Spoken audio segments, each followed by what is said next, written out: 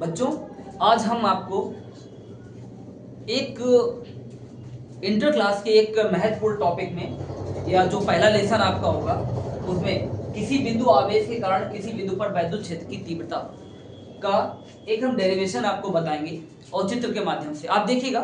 क्योंकि हाँ, बच्चों से पहले शुरू में ही बता दे रहे हैं कि बच्चों आप वीडियो तो देखते हो लेकिन आप कमेंट नहीं करते हो।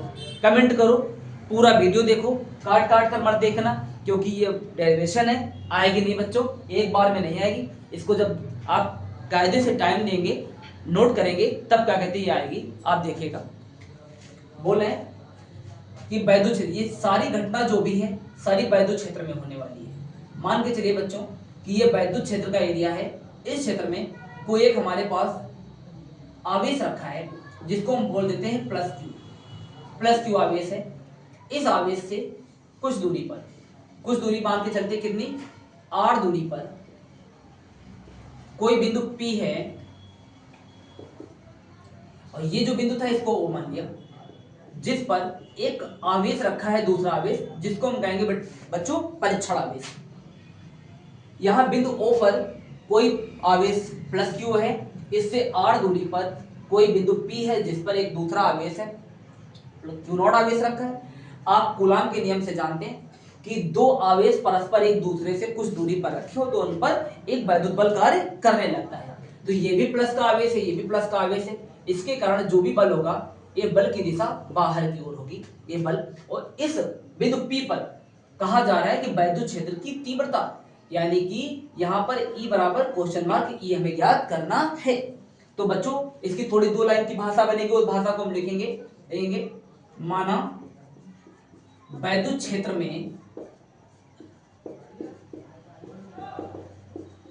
में कोई बिंदु O है जिस पर क्या है, प्लस क्यू आवेश रखा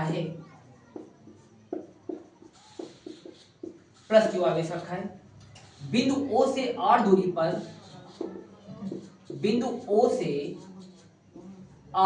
पर, कोई बिंदु P है जहां वैद्युत क्षेत्र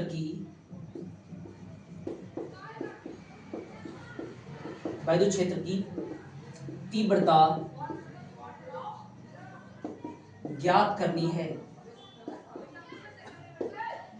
बच्चों सबसे बड़ी बात है कि हम कोई चित्र बनाएंगे तो उस चित्र से जुड़ी हुई इस भाषा को अवश्य लिखना, क्योंकि आप उस भाषा को नहीं लिखेंगे तो वो डेरिवेशन कंप्लीट नहीं मानी जाएगी। और आप इसे ध्यान से पढ़िए और सरल भाषा में जो हम बता रहे हैं आप उसे नोट भी करेंगे और सभी बच्चे ध्यान से देखेंगे। पहले शुरुआत में यहां पर मैंने क्या बताया कि कूलाम के नियम से यहां पर एक बल कार्य करता है, तो कूलाम के नियम से बल कार्य कर रहा है तो बल की बात कर लेते हैं। तो लिखेंगे ये हमारे पास कैसा आवेश है, यहां पर प्लस क्यू आवेश रखा है, तो यहां पर लाइन बनेगी प्लस क्यू आवेश के कारण बिंदु P पर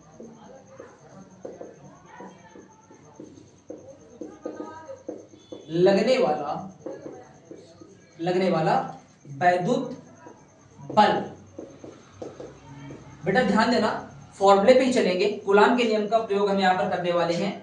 फॉर्मूला इधर लिखेंगे, F इज इक्वल टू क्या होता है, 1/4 पाई एप्सिलॉन नॉट के। एप्सिलॉन नॉट क्या होता है, निर्वात की वैद्युतशीलता, एप्सिलॉन नॉट के दोनों आवेश होता है। फॉर्मूला होता है Q1 Q2 बटे R स्क्वायर। यहां पर Q1 के स्थान पर हम लिखेंगे Q और Q2 के स्थान पर लिखेंगे Q नॉट और बीच की दूरी है R स्क्वायर। इसको समीकरण संख्या 1 मानकर आगे बढ़ाते हैं। ठीक है, ये तो बल हो गया। अब लिखेंगे बिंदु P पर वैद्युत क्षेत्र की तीव्रता, लिखेंगे बिंदु P पर वैद्युत क्षेत्र की तीव्रता। बच्चों ध्यान देना, तीव्रता का फॉर्मूला आप जानते हैं, E बराबर क्या होता है, F बटे Q नॉट। परिभाषा क्या होती है वैद्युत क्षेत्र की तीव्रता की, किसी वैद्युत क्षेत्र में किसी अन्य आवेश को लाने या किसी आवेश को लाने पर उस पर लगने वाला बल तथा उसी आवेश के अनुपात को हम क्या बोलते हैं, वैद्युत क्षेत्र की तीव्रता।